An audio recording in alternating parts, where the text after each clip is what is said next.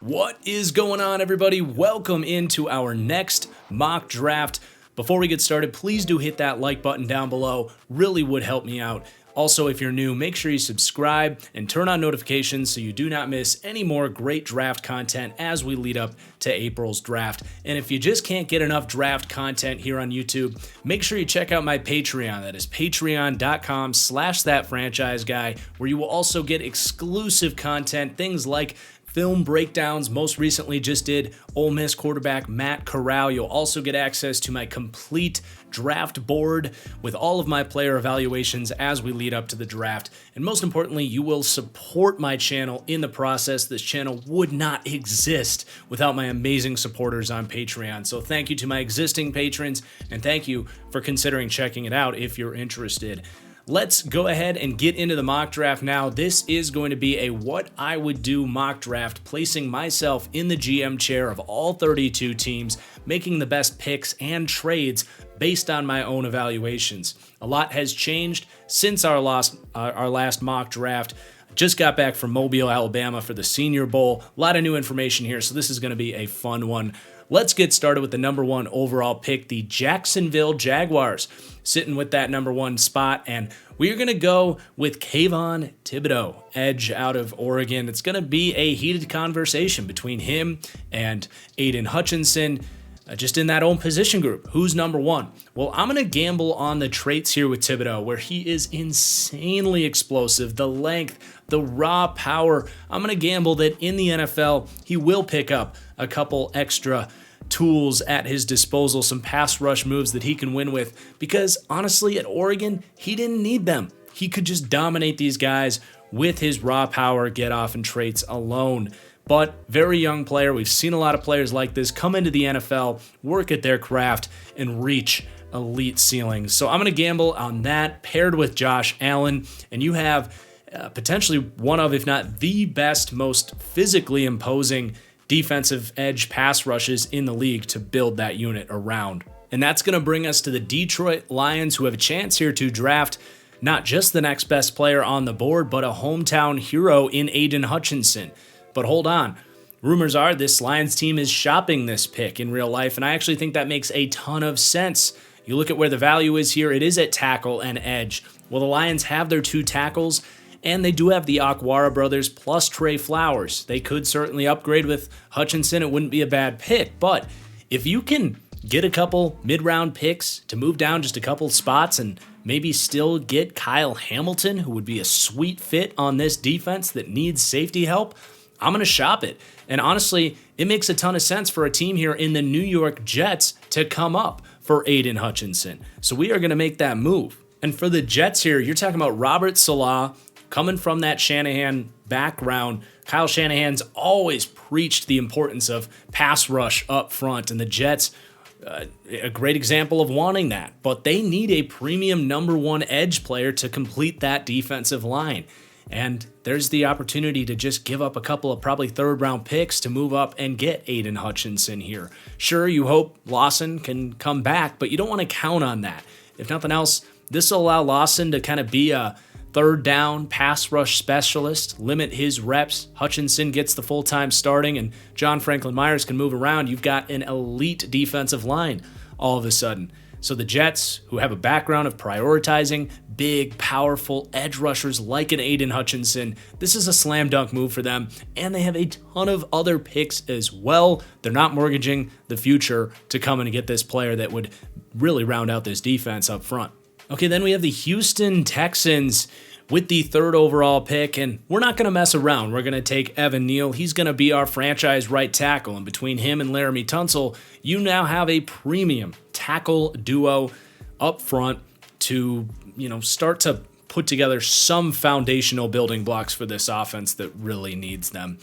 Then with the fourth pick, the Detroit Lions, where they move down, this was the plan. Get Kyle Hamilton. You get not just a starting safety, but a potentially elite one with range, size to come down in the box and play strong safety, can man up defenders. We know this Lions defense, with Akuta coming back, with the Saints background, for Aaron Glenn as the defensive coordinator. They're going to want to man guys up, and having a strong safety to be their Malcolm Jenkins plus in this defense is an excellent fit. So Kyle Hamilton, a nice move to move down and get him at 4. And then the New York Giants, their hand is forced. We're going to grab Ikem Ekwonu, tackle, guard, whatever you want to call him. Probably going to be the starting right tackle here for the New York Giants. This is an organization that has been very open about needing offensive line, and as long as Hutchinson and Thibodeau are gone, I think this is pretty much a lock that they go with Ekwonu or Neal, assuming one of them is available. So pretty smooth transition and an easy selection for the Giants there. And then at number 6, we are going to have some fun here, but not just fun. We are going to have a trade that I could very easily see happening, a blockbuster trade. The Carolina Panthers making a play for Deshaun Watson here. So with the 6th pick here, they're going to send that. They're going to send their first-round pick next year. They're going to send Sam Darnold off because they don't need him, and superstar running back Christian McCaffrey to the Houston Texans.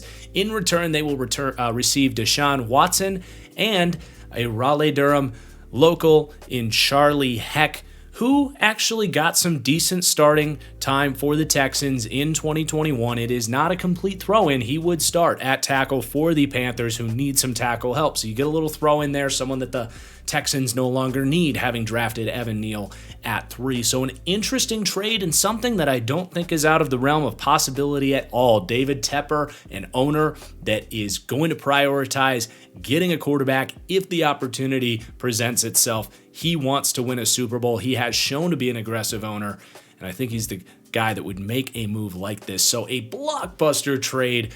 The Texans getting another top 6 pick here. And we're going to take Derek Stingley, a polarizing cornerback prospect, was locked in as a top 3 cornerback about 2 years ago for that LSU championship team, but just a lack of playing time and production in the 2 years since then. Injuries, COVID, a weird couple of years, but I'm going to gamble that we can get him to click back into place in the NFL, refocus, and dial up that athleticism and land a potential, Pro Bowl caliber corner here in Derek Stingley. So making moves there. Then we've got the Giants back up. And again, this is a what I would do mock draft. I don't know if the Giants would do this right here, but I'm taking Tyler Linderbaum. So you now have Andrew Thomas at left tackle. You got Linderbaum at center, who's a freaking monster, super good run blocker. Get Saquon some help up front. And you, of course, added Ikem Ekwonu at right tackle. You have a cornerstone at tackle and center to build that offensive line. And let's go. Let's see if Daniel Jones can play. Let's unleash Saquon Barkley the first time in his career. And let's let these playmakers get some better help around them. So opening up this offense a little bit with getting some damn good offensive linemen up front for the New York Giants. Then the Atlanta Falcons at number 8. Really tough way for this board to fall. I feel like this is just a touch early for me to take some of these edge guys like Ojabo and Karlaftis. So the pick for me is going to be a cornerback to pair with A.J. Terrell, and the pick's going to be Amon Gardner here out of Cincinnati. Now, you're going to have 2 lengthy, athletic corners that can get up and play physical. Good luck to opposing receivers having to deal with these 2 guys all day long. I know the Falcons need edge help in the worst of ways. There are other avenues that they could find that, if they could find some money in free agency perhaps. But cornerback 2 is just as big of a need for this Falcons team as edge help is. Ahmad Gardner, the value pick here for me for the Atlanta Falcons, and an excellent scheme fit here. They do have those Atlanta backgrounds. They do like to go with those zero blitzes, and to have 2 corners that can get up in your face and press like that with Terrell and Ahmad Gardner, it's the right pick. And then with the Denver Broncos at 9, I need to explain this pick because it's probably not going to be one that's received very well by Broncos fans here, but hear me out. The board here is tough. This is not the typical talent that you will see with the 9th pick in a draft. And because of that, the trade down options aren't going to be great. I thought about a Karlaftis or a David Ojabo, certainly options for the Broncos here, and I think they would help. But when I look at this team, And the system that they're planning to run on defense, they appear to be waiting to hire the Rams assistant coach, can't think of his name at the moment, but to come back in here and basically reiterate the Vic Fangio defense in Denver and not make any significant changes schematically on that side of the ball. On this channel, I've talked a lot about the value of versatile safety duos in quarters-heavy systems, almost to the point where your safeties in a quarters-heavy system are more important than outside corners. Look at the Bills with their duo after they lost Tre'Davious White, didn't miss a beat. The Packers with their safety duo after they lost Jair Alexander, didn't miss a beat. Meanwhile, this Broncos team with great corners, but Kareem Jackson had a serious drop-off, and their secondary did not look as great. The Washington football team runs a lot of quarters. They didn't have a good number 2 safety and great corners. Their secondary was getting roasted.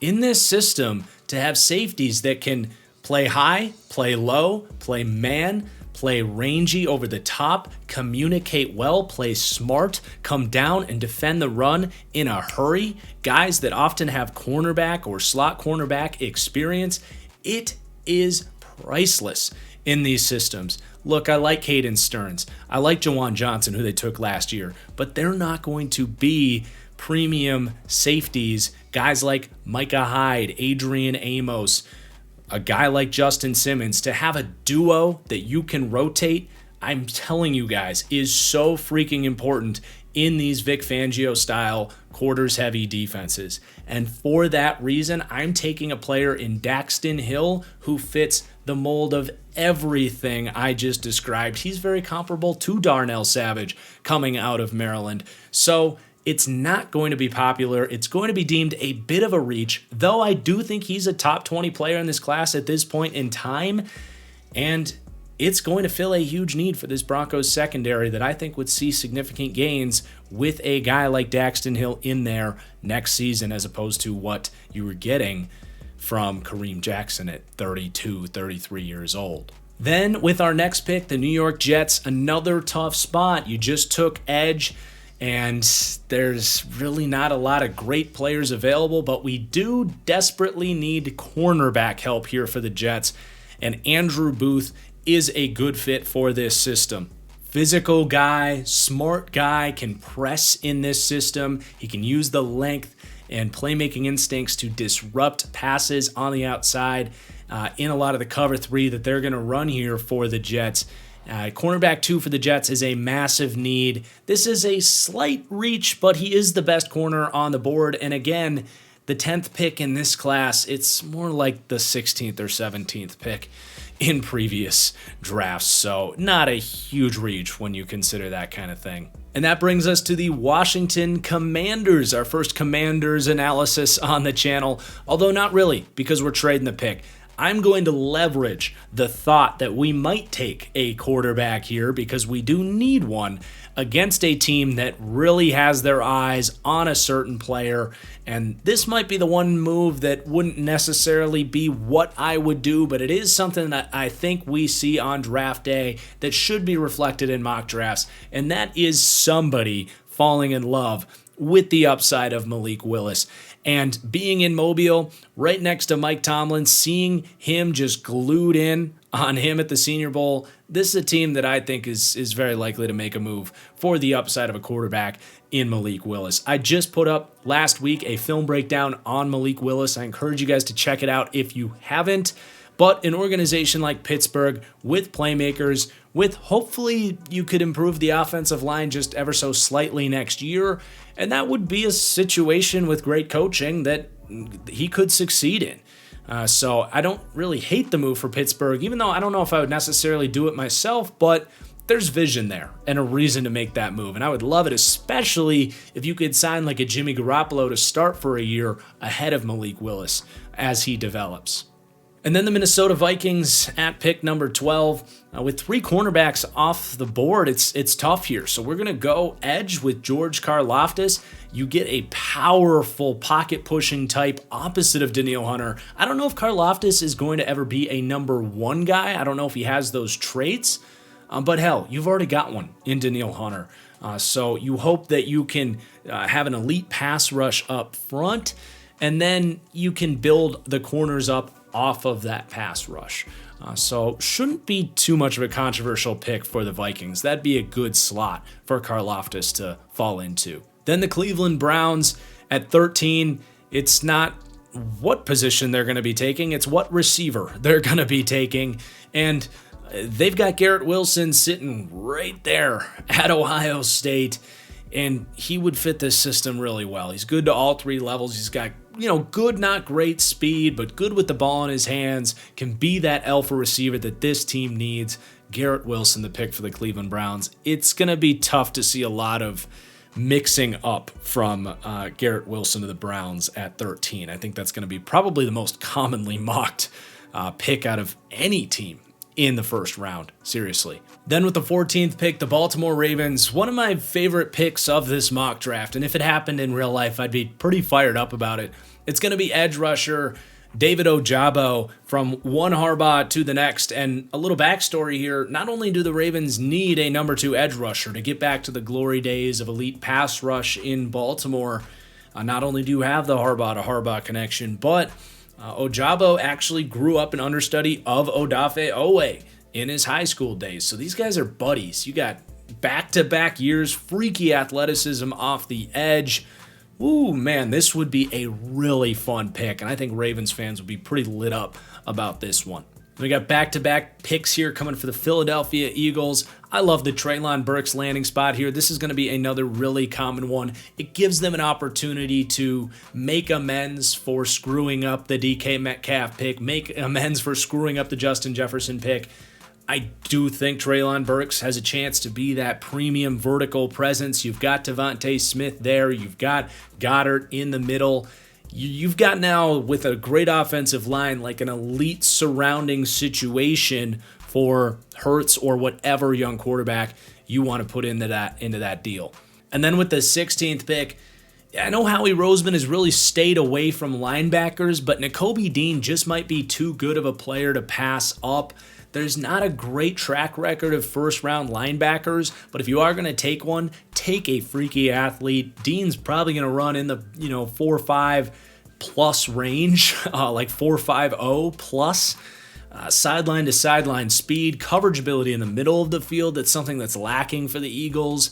Again, I know the Eagles have stayed away from linebacker, but you got to evolve. You got to learn from your mistakes, and you put him next to TJ Edwards, you all of a sudden got a really good linebacking duo. Then the LA Chargers. This is going to be another super commonly mocked pick, and it's Jordan Davis, D tackle out of Georgia. The Chargers were so freaking squishy up front. Teams could have had whatever the hell they wanted right up the middle against that Chargers front. This is an automatic fix for that. A block eater, a guy that can get off blocks, split double teams, and demand attention up front and dominate the line of scrimmage. It's kind of a no-brainer if Jordan Davis is there for the Chargers. Then the New Orleans Saints at 18. Really difficult spot with Sean Payton out. We don't know who their head coach is yet. We don't know the direction that this team wants to go in. A lot of impending free agents that we don't know about. This is a really difficult spot to pick for, and we don't even know what system they're going to be running next year. One thing I do know is it's going to be very difficult for them to maintain Teron Armstead, their left tackle, who has every piece of leverage to get $100+ million and be set up for generations with the amount of money he could demand on the open market. And I don't think the Saints are going to be able to pay up for that. So left tackle all of a sudden becomes a massive need for the Saints, and Charles Cross could be an easy replacement there at left tackle. This is about the sweet spot for Cross, and maybe they go with a receiver or a quarterback if we learn more about which direction they want to go with, what scheme they're going to be running. But as we sit here right now, this feels like a pretty safe pick for them, just to ensure that they have that great offensive line still if they are to lose Teron Armstead. And of course, you got a hit on Charles Cross, but he's a damn good player with really good pass protection. And then the Eagles back up at 19. It's going to be a polarizing pick here. But we're going to take the quarterback that has my highest tape grade in this class, and that's Carson Strong. Now, he's not necessarily my number one quarterback because of the injury red flags. That number one grade that I have on him is bolded in red. So basically, his body needs to accept the cadaver cartilage that was put into his knee. If it doesn't, he's going to continue wearing down and basically destroying his knees into his career. So that's where the risk comes in here. But I think it's less risky than people are making it out to be. From what I've researched, that surgery has a pretty good shot of working out long term. And if that's the case, you're getting a quarterback that reads defenses better than any quarterback in this class, maybe not named Kenny Pickett. He has a wicked strong arm. He moves well in the pocket. It's kind of Mac Jones-esque where, yeah, he's not athletic, but he'll navigate pressure and keep his eyes downfield. He's got a kind of a clutch nature about him where there's times where he just puts the team on his back. There's a lot of similarities to like Justin Herbert in there with Carson Strong. I'm not going to say he's full Justin Herbert, but I think his college tape is better than Justin Herbert's college tape, where he didn't show as much as Strong showed at Nevada. So it's a risky pick, but now behind an elite offensive line for the Eagles, which they have, you added Treylon Burks paired with Carson Strong's arm talent. You got Devontae Smith, Dallas Goedert. He doesn't need to start right away. You can put him behind Jalen Hurts, make sure that knee fully accepts the new cartilage, let him get fully up to speed with the playbook and all that stuff before you put him in. Maybe mid-season, Jalen Hurts, his development stalls out and you need a spark plug at quarterback and you want to find out if you hit on the Strong pick before you get to next year's draft. Maybe he just lights a fire under Jalen Hurts' ass. Not that he needs it, but maybe that development continues to be there for Hurts and he shines through and you have a nice trade asset there in Carson Strong. I think this pick is worth it. You got a first-round pick for Carson Wentz, everyone thought was a second-round pick. You made a brilliant move with the Dolphins, moving down to get Devontae Smith and collected a first-round pick to be here. It's worth the risk if you're the Eagles. You need an elite quarterback to consistently win in this league, and this is a path to try and find one. It's not going to be a popular pick here, but again, we're going off of my evaluations. I believe in the tape that I watched of Carson Strong enough to take him with the 19th pick in a weaker draft class, so we're going to make that move, and we'll see what Eagles fans think about that. And then with the 20th pick, we're going to go from poking the bear of one NFC East team to poking the bear of another NFC East team in the Washington Commanders, making a pick that I really don't feel good about, but I think it's a move we got to make here if we're Washington. And that's going to be drafting Sam Howell out of North Carolina. Now, Howell's tape is all over the place. His accuracy is sporadic. The way I describe Sam Howell is it feels like he's playing in fast forward. Like when you're watching his tape, it's almost like you turned up the speed slider and it's at 125% because his offensive line was a mess. He just kind of is running around, doing all sorts of crazy stuff. His pocket presence is super inconsistent. Sometimes he leaves early, sometimes he doesn't sense pressure. We got to get him in a situation where he's got an offensive line, he's got receivers. By the way, this thought process started by me going, I'm going to take a number 2 receiver for Washington. Oh, but I really like Dyami Brown. And then I was like, Sam Howell crushed it with Dyami Brown in North Carolina in his 2020 season. Let's reunite those two. You got Terry, you got Curtis Samuel coming back, and an offensive line that's real good. Sam Howell's not a perfect prospect, but for Washington, you got to swing for upside at this position. And Sam Howell is a great athlete with a cannon for an arm. He is boom or bust, but this is a roster that's a quarterback away, and I think he's got a shot of hitting here. And again, he doesn't need to start right away. You can go with Heineke, or maybe even Fitzpatrick wants to come back. I don't know. But this is about as good of a landing spot for Sam Howell as I could think of, especially when you consider reconnecting with Dyami Brown, who had a really nice chemistry with Sam Howell. Then we've got the New England Patriots. Very easy selection here. Drake London, getting a big-bodied receiver to grow up with Mac Jones, whose accuracy is spectacular. I can already see these guys connected in the red zone, connecting on back shoulders for Mac Jones to have somewhere to just go with the football in a pinch. You know, if he can't be this great play extender, he will love being able to lean on his accuracy and timing with a guy like Drake London. This would be a dream fit for the Patriots if he's there. And then another receiver off the board for the Raiders, Chris Olave. We need our separator type on the outside now that Henry Ruggs is gone. Just a smooth route runner. He's going to be a perfect fit in this offense with Josh McDaniels, where he can also work short to intermediate. I compare him to Greg Jennings in his prime, and I think you would plug right in as a quality, number one receiver for them this year. Because, you got Renfro in the slot. You got Waller. You don't need to have Stephon Diggs or Devontae Adams out there. You just need a good separator that can win on the outside at wide receiver for them. And Chris Olave is the definition of that. Then the Arizona Cardinals, we're going to look at cornerback, and it's going to be Trent McDuffie doubling up on Washington corners. They already got Byron Murphy. Hell, you've got Budda Baker and the free safety as well. So a lot of Washington DBs in this secondary, but really smart player. They do like a diversity of coverages in Arizona, and he can run all of them right away. They've shown they're not a team that's afraid to have smaller corners. They've rolled out there with Byron Murphy, with Robert Alford, which isn't a terrible comp for Trent McDuffie. So just kind of a plug-and-play number 2 corner for a team that was just decimated at that position last year. Now the Dallas Cowboys at 24.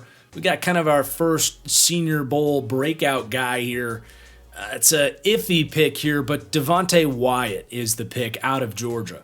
Something that you'll notice more and more in recent drafts is there's really not a lot of good defensive tackles coming out nowadays. It's hard to find them, and Dallas needs them. They are super squishy up the middle, and Devontae Wyatt is built. He's quick. He's strong. He's experienced. He's a redshirt senior. He's a good run defender. He can rush the passer from the inside. That, to me, is where I look at the Cowboys, and it's like this roster is stacked pretty much across the board, except for defensive tackle, where they might have the worst DT group in the league. So it might be a slight reach, but I do think Wyatt's going to start creeping up into the back end of the first round here. It's a huge need for a loaded roster. Then the Buffalo Bills. Interesting pick here, but we're going to go with Jahan Dotson, wide receiver out of Penn State. You're losing Emmanuel Sanders. I think Cole Beasley could be a cap casualty for them. If not, he's 34 years old and clearly slowing down.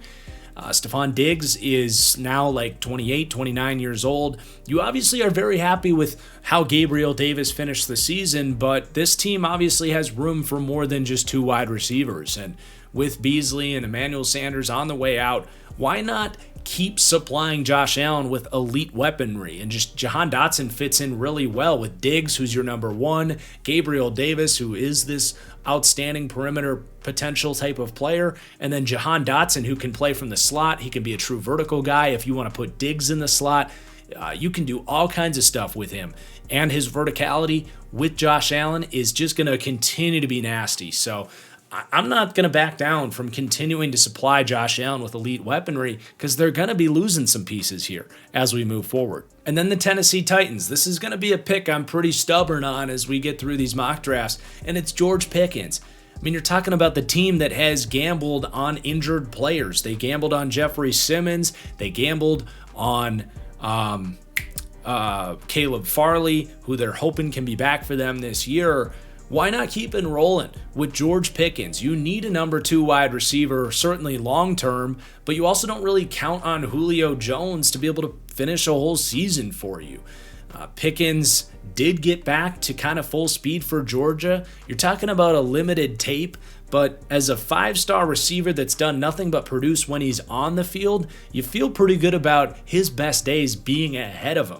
And I think a team like the Titans is going to gamble on him being that guy for them. And hell, his upside is remarkable. Like, you could be stealing a top 12 to 14 player here at the end of the first round, just as they did with Farley and Simmons. This is their draft strategy. Why not keep it going? And then the Tampa Bay Buccaneers, this couldn't play out too much better for them, as Kenny Pickett is sitting there at the end of the first round. Now, I think these hand size concerns are very, very much legitimate. And I can't stand how much he bails from clean pockets, but his tape is probably the best in this class, except for me outside of Carson Strong, who, again, I think his tape is really sound. There's some concerns there with Kenny Pickett. I don't think this is crazy that he would fall to the second half of the first round here.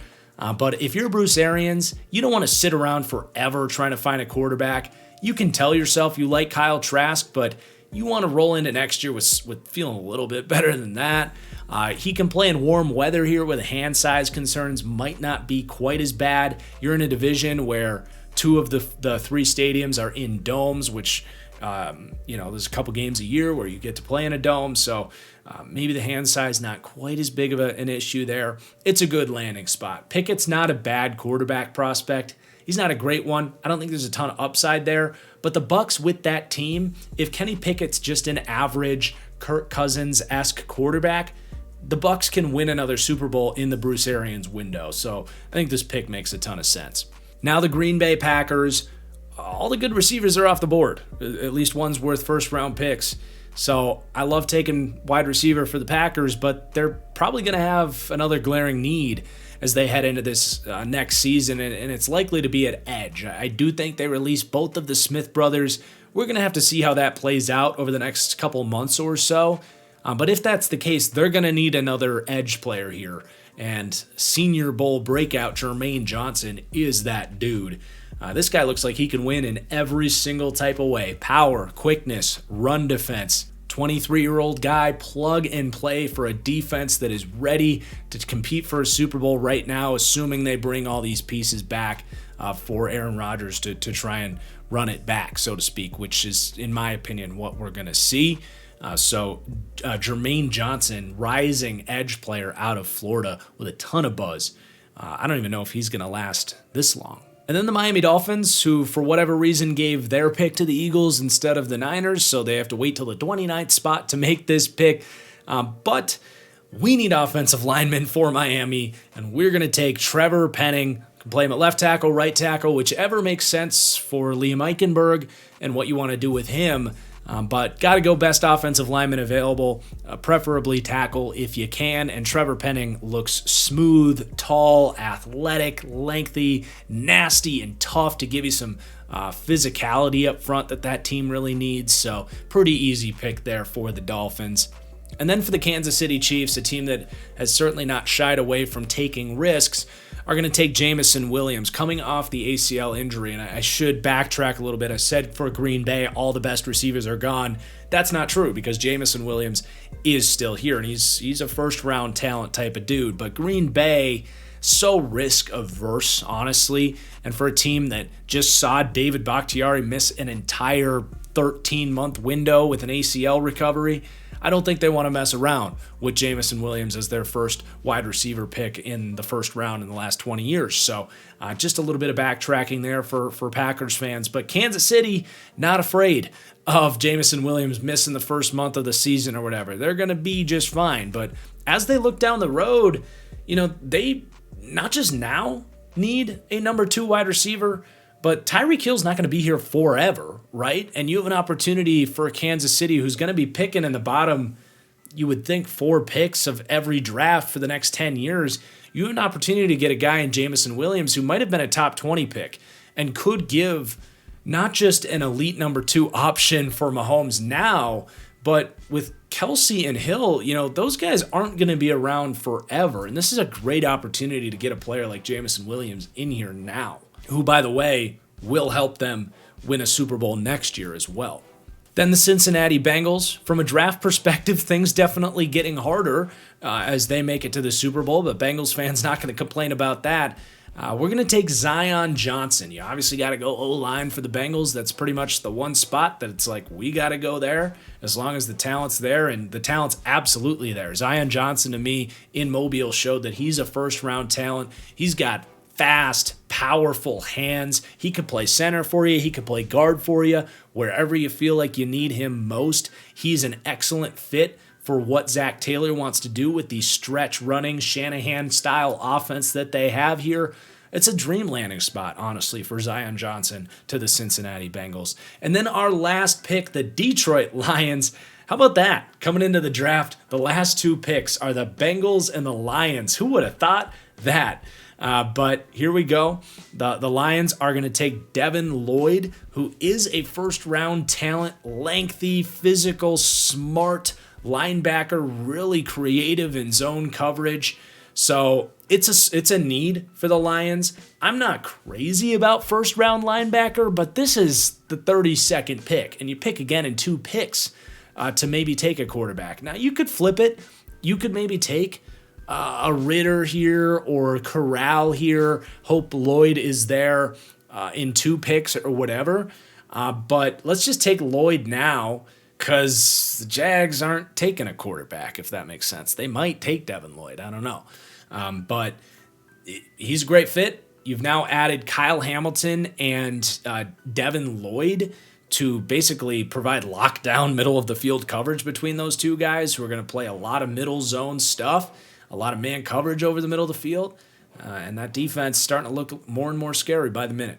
And that concludes Mock Draft 2.0. It got a little bit long, but I had a ton of fun recording this one. I hope you guys enjoyed this video. If you did, please do hit that like button. Again, make sure you check out my Patreon if you want access to exclusive draft content here, film breakdowns, all of my player profiles on my draft board, and you can support my channel in the process. Go ahead and check that out. Make sure you subscribe so you don't miss content as we move forward. But until next time, guys, thank you for watching, and we'll see you later. Peace.